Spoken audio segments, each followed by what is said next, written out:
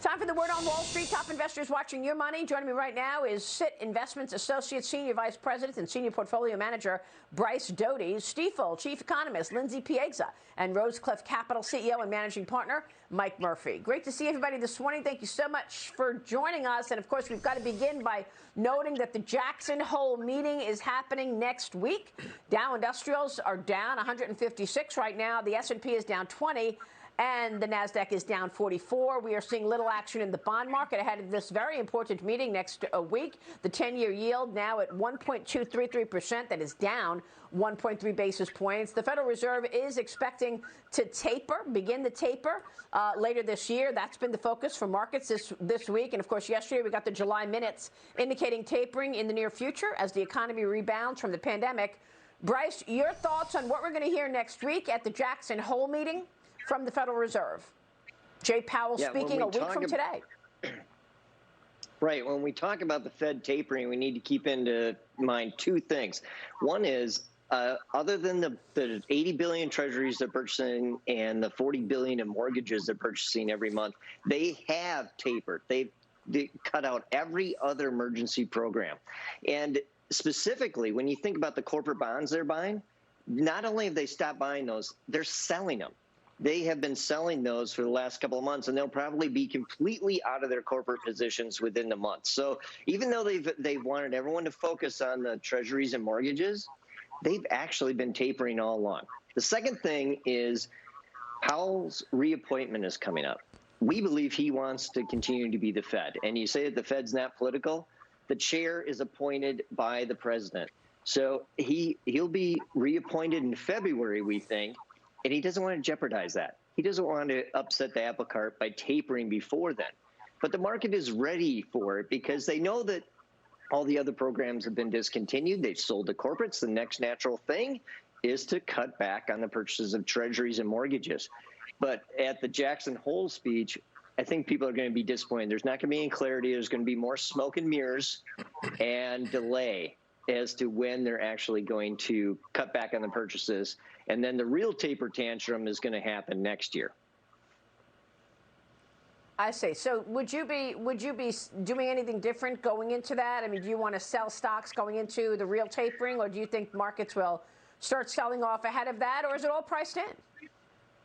No, I think you buy the dip, okay, between now and next year, and then you sell. There's going to be some euphoria when he gets reappointed. The market's going to be okay. That eliminates an uncertainty.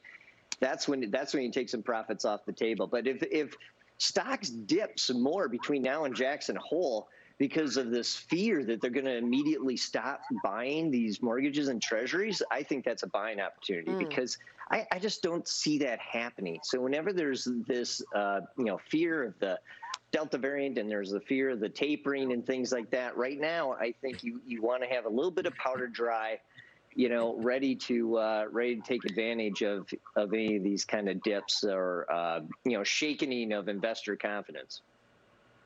Well, all right, we will watch that. And meanwhile, the risk trade has been moving out. Look at Bitcoin. The SEC Chairman Gary Gensler was with me yesterday on this program, and he hinted that he would be receptive to ETFs, exchange-traded funds, trading in Bitcoin futures. He told me yesterday he understands digital currency is here to stay, but emphasized the importance of staying within the law in order to protect investors. Mike, your thoughts on the first Bitcoin ETF that we're expecting? Good morning, Maria. My concern is for the individual investor. So, a lot of the big ETF companies will make a lot of money with this. They'll raise a lot of money. They'll be able to generate fees from this. But the individual investors at home who hear about Bitcoin being up 60% year to date, and they want to chase it, they have a fear of missing out. And a lot of times, you've seen it over the years, a lot of times that ends poorly. So giving more people access, not just to crypto, but then to futures on crypto, a lot of times then leads to leverage, and it leads to increasing returns or trying to increase returns by using leverage. And a lot of times that ends poorly, not for the institutions, not for the ETF providers, but for the individual investors. So I'm concerned, but a lot of people have made money with Bitcoin. I don't own it, but a lot of people have done well with it so far. Well, I mean, what do you think in terms of the regulatory backdrop, Mike? I mean, are you expecting new priorities, changes from the Securities and Exchange Commission? And what would you think is most important when you look at the regulatory backdrop right now? So I think your interview yesterday was great. What concerns me really is being able to police this, or being able to, you wake up some mornings and you read about Bitcoins being taken out of people's digital wallets, or, there was a hack and people's Bitcoins disappeared. That's what really concerns me, is that, when you have your stock account, we've never seen you wake up and say, oh, someone took my account or hijacked my account. I think that's the part that I think is the concern for regulators, is the actual being able to police the actual cryptocurrency itself, and then allowing more people to invest in it brings in more sophisticated, less sophisticated people, and those people are more likely to be the victims of some sort of cyber crimes. So I think the regulators want to allow people to be in. They need to regulate it when people are in, but they have to make sure that it's safe for the individual investors. Right, of course. All right, let's talk about the macro story, this backdrop here, Lindsay. Cases of COVID on the rise. The U.S. seeing a 13.2% increase in cases versus last week.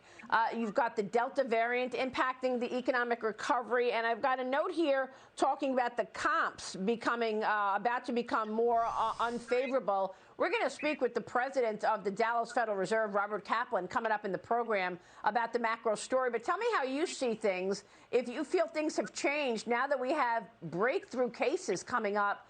Look, 3 senators just got COVID yesterday. They were already vaccinated. We know that we're seeing a lot of vaccinated people get COVID, and that the COVID vaccines lose much of the immunity after 6 months. Well, absolutely right. So we're seeing cases, hospitalizations, deaths rates rise. And as a result, we're seeing officials reinstate some of these safety measures and mask mandates. We're seeing this in New York, Las Vegas, New Orleans. But even without an official mandate, because this fear is on the rise, we're seeing workers, businesses, consumers start to change their behavior. Some individuals are delaying returning to the office. Some businesses are delaying reopening and calling workers back. We've seen some of the largest tech companies in the U.S. push back their reopening date from October to next year. We've also seen consumers, at least on the margin, start to curtail their interaction in some of the most crowded spaces. We're seeing travel bookings, for example, decline markedly, at least relative to the surge that we saw in the summer. So when we look out to growth, and put this in the context of GDP, if demand is slowing, and if we could see this ongoing labor supply gap in the marketplace, this will put downward pressure on growth. As you know, we have been looking for GDP to slow from the 6.5% pace in the first half of the year, closer to a 3 to 4% pace in the back half of the year, not only because trillions upon trillions of fiscal stimulus is expected to wane, but the fact that we are likely to see some sort of resurgence of the virus. This optimistic outlook that this global pandemic would have such a limited one-time impact seemed overly optimistic to us. We're starting to see some of the firms on the street join our more realistic outlook, some having forecasts up near 10%, now cutting those GDP forecasts in half. Yeah, so we'll see if the estimates continue to come down. You're right, a number of companies delaying it, not just tech. Yesterday, Schwab said that it's delaying the full return to the office until January 2022. That has to have an impact on the economy. Bryce Doty, Lindsay Piegza, Mike Murphy, great to see you all. Thank you so much for the Word on Wall Street. Great Friday Word on Wall Street, and we'll see you soon. We'll catch up soon. Have a good weekend. Much more to come this